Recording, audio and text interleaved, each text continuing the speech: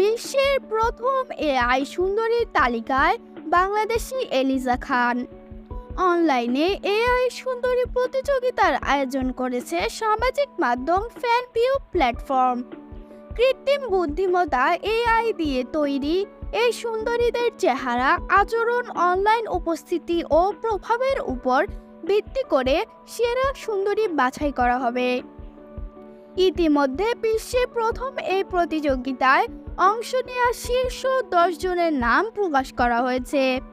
এই তালিকায় রয়েছেন বাংলাদেশের এলিজা খান, রাদিয়া নূর ভূঁইয়া।